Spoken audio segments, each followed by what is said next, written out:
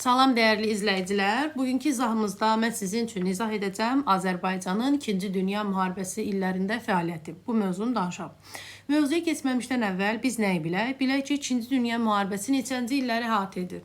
1939-da başladı. Hansı ayda başladı? Sentyabrda. Sentyabrın 1-də Almaniyanın Polşaya hücumu ilə müharibə başladı. Ta ki, nə vaxta qədər davam edəcək? 1945-ci ilə qədər davam edəcək.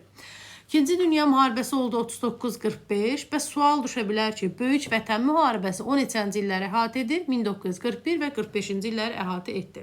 Və müharibədə də Azərbaycan Rusiyanın tərkibində olduğuna görə həm ön cəbhədə, həm də arxa cəbhədə xüsusi fədakarlıq göstərmişdi.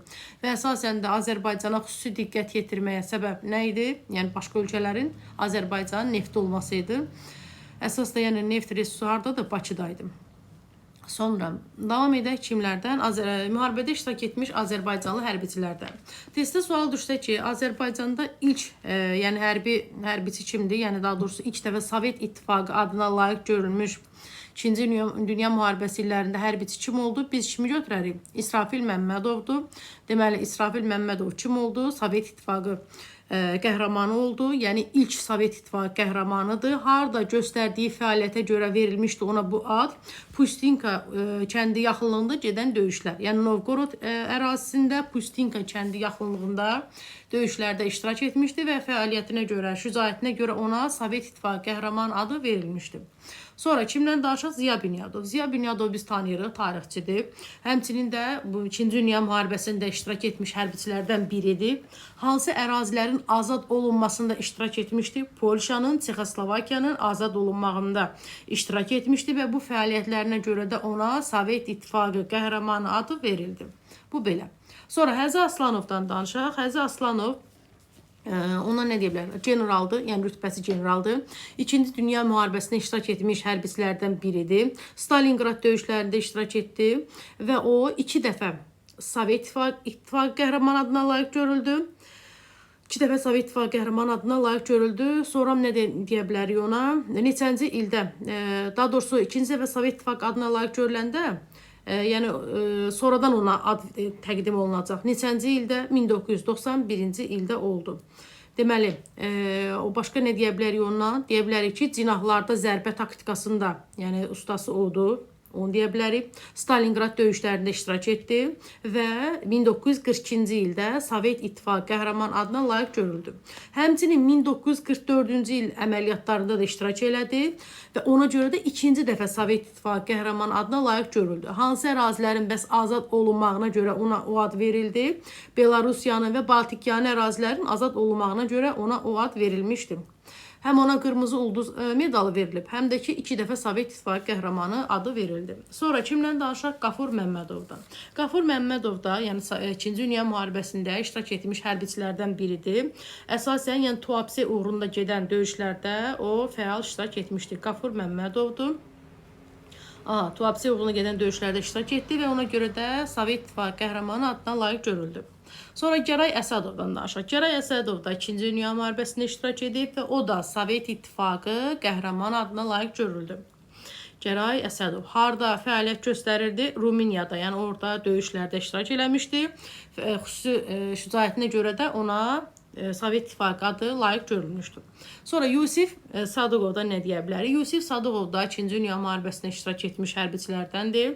Əsasən o, yəni Berlin uğrunda döyüşlərdə iştirak eləyib və Reichstagın alınmağında iştirak etmişdir. Və şəkildə təsvir olunub, Reichstaga qələbə bayrağını sancan diviziya 416-cı diviziya olacaq. İndi onlardan danışarıq. Sonra Xıdır Mustafayev da deyə bilərik. Onun da rütbəsi nədir? Mayordur. O da müharibə dövründə iştirak etdi. Xüsusi fəallıq göstərdi. Haranın azad olunmağında, Kiyevin azad olunmağında iştirak etdi və ona görə də ona Sovet İttifaqı qəhrəman adı verildi. Sonra Aqil Quliyevdən danışaq. O təyyarəçidir. 2-ci Dünya müharibəsində iştirak etmiş təyyarəçilərdən biridir. Sovet İttifaqı qəhrəmanı adına layiq görülüb. Sonra 18 Alman təyyarəsini məhv etmişdi. Bu belə. Sonra kimdən danışaq? Və indi danışaq Partizan hərəkatı. Partizan hərəkatında da bir sıra Azərbaycanlılar xüsusi fəallıq göstərmişdi. Məsələn, danışaq kimdən? Mehdi Hüseynzadə. Hansı ləqəblə tanınırdı? Mikhailo ləqəbi ilə tanınırdı. Mehdi Hüseynzadə İtaliyada, Yugoslaviyada fəaliyyət fəaliyyət göstərmişdi, partizanlıq etmişdi. Neçənci ildə ölür? 1944-cü ildə öldü və neçənci ildə ona Sovet İttifaqı qəhrəmanı adı verildi? 1957-ci ildə və məşhur o Uzaq Sahillərdə filmini də yəqin ki xatırlayırıq və Uzaq Sahillərdə filmi də məhz Mehdi Hüseynzadənin qəhrəmanlığına həsr olunmuş bir filmdir. Deməli, neçənci ildə öldü? 1944-də öldü. Neçənci ildə ona Sovet İttifaqı qəhrəmanı adı verildi? 57-də. Bu belə. Sonra kimdən danışaq? Əhmədiyyə Cəbrayılovdan danışaq. O da partizanlardan biridir. 2-ci Dünya müharibəsində iştirak etmiş. Sonra hansı təxəllüslə tanınırdı? Bayaq dedik ki, Mehdi Hüseynzadədə nə oldu? Mehdi Hüseynzadə Mikhailo ləqəbi ilə tanındı. Amma Əhmədiyyə Cəbrayılov isə hansı təxəllüslə tanınırdı? Armid Mişel, yəni Xarqo ləqəbi ilə tanınırdı. Sonra Fransanın hansı şəhərlərin azad olunmağında iştirak eləmişdi? Paris və Rodez şəhərlərinin azad olunmasında 1944-də iştirak eləmişdi. Sonra ona, yəni Fransada ən yüksək rütbə hansıdır, mükafat hansıdır? Hərbi xaçdır. Hərbi xaç medalı da ona verilmişdi. Başqa hansı Azərbaycanlıya da hərbi xaç medalı verilmişdi? Daniel Abdullayevə. Sonra başqa nə deyə bilərik? Başqa deyə bilərik kimdən? Cavad Həkimli. Cavad Həkimli də o da Azərbaycan partizanlarından biridir. Sonra başqa İtaliyada, Yugoslaviyada, yəni partizan fəaliyyəti ilə məşğul olmuşdu. Sonra Azərbaycanlı qadınlar da müharibədə iştirak etdi və müharibədə iştirak etmiş kimi tanıyırıq? Züleyxa Seyidməmmədova, Ziba Qəniyevanı tanıyırıq. Züleyxa Seyidməmmədova da Azərbaycanlı hərbiçidir, təyyarəçidir. Belə. Sonra davam edək nədən? Davam edək Azərbaycan, yəni diviziyalardan, müharibədə iştirak etmiş diviziyalardan. Diviziyalar, məsələn, hansı diviziyaların adlarını çəkə bilərik? Məsələn, 77-ci diviziyadır, 402-ci diviziyadır, 416-dır və s. 402-ci diviziyada nə deyə bilərik? Daha doğrusu, 77-ci diviziyada nə deyə bilərik? 77-ci diviziya 1920-ci ildə yarandı. Sonra İç Milli Diviziyada Azərbaycan İç Milli Diviziyası 20-də yarandı, amma nə vaxt fəaliyyəti dayandırıldı? 1938-də. Yenidən nə vaxt bəs fəaliyyətə başladı? 1941-ci ildə fəaliyyətə başladı. Hansı ada layiq görülmüşdü? Simferopol adına layiq görülmüşdü. Hansı ərazilərin bəs azad olunmağında iştirak eləyib ki, ona Simferopol diviziyası adı verildi? Krımın azad olunmağında iştirak elədi, Ukraynanın azad olunmağında iştirak elədi və Litvanın. Hansılar oldu? Krım, Ukrayna və Litvanın azad olunmağında iştirak etdi və Simferopol diviziyası adına layiq görüldü. Sonra 402-ci diviziya. 402-ci diviziyada o da 1941-də yarandı. Qafqaz uğrunda döyüşlərdə iştirak elədi. Bu diviziyaların demək olar hamısı Qafqaz uğrunda döyüşlərdə iştirak elədi. Həmçinin də sonradan amma, yəni 1941-də yarandı 402-ci diviziya. Sonradan heyətini itirir, yaxşı, yəni silahlana bilmir, təchiz oluna bilmir deyə hansı diviziya ilə birləşəcək? 416-cı diviziya ilə birləşdi. Sonra hansı diviziyanı tanıdıq? 223-cü diviziya. O da nə vaxt yarandı? 1941-ci ildə yarandı. Yenə də Qafqaz uğrunda döyüşlərdə iştirak elədi. Belqrad adına layiq görülmüşdü. Yəni Belqrad döyüşlərində, Belqrad ətrafında döyüşlərdə fəal iştirak etmişdi və Belqrad diviziyası adına layiq görülmüşdü. Həmçinin Ukrayna burada da var. Ukraynanın azad olunması uğrunda həm 77-də biz eşitdik, həm də ki 223-də eşitdik ki Ukraynadır, sonra Rumıniyadır, Bolqaristanın, Yugoslaviyanın azad olunmağında iştirak etmişdi 223-cü diviziya. Sonra 416-cı diviziya, o da 1942-də yarandı. Deməli, 41-də yarandı 402, 223, 42-də yaranacaq 416 və 271-ci diviziya.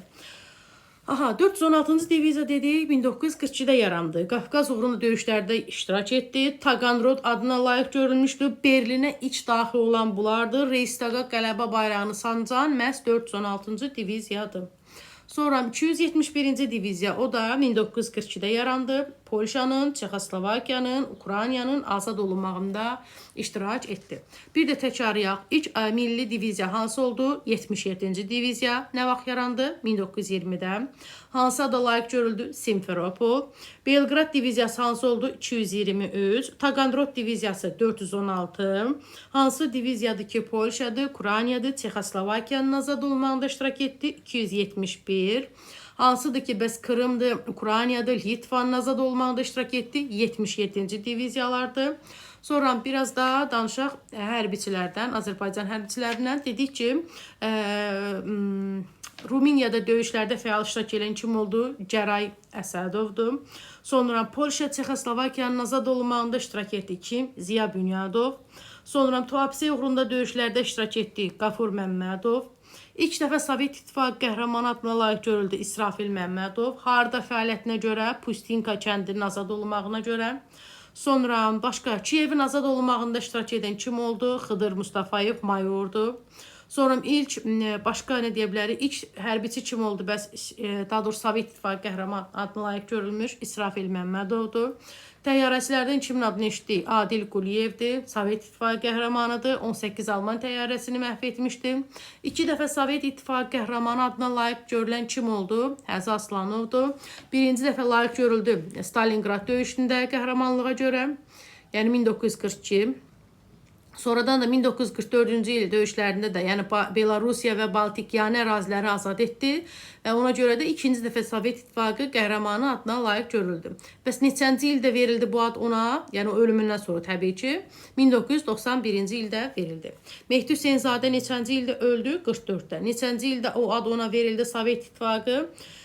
1957-ci ildə oldu. Mikhailo ləqəbi ilə kim tanındı? Mehdi Hüseynzadə. Armid Mişel ləqəbi ilə kim tanındı? Əhmədiyyə Cəbrailov. Cavad Həkimlidən nə eşitdi? Eşitdik ki, o İtaliyada partizan fəaliyyət göstərmiş partizanlardan biridir. Yəni 44-cü ildə İtaliyada partizan dəstəsinin komandiri olmuşdu. Mehdi Hüseynzadə isə komissar olmuşdu. Sonra 2-ci Dünya müharibəsi neçənci illəri əhatə etdi? 39-45, yəni Almaniya Polşa hücumu ilə başladı. Böyük Vətən müharibəsi nə vaxt oldu? 41-45-ci illərdə.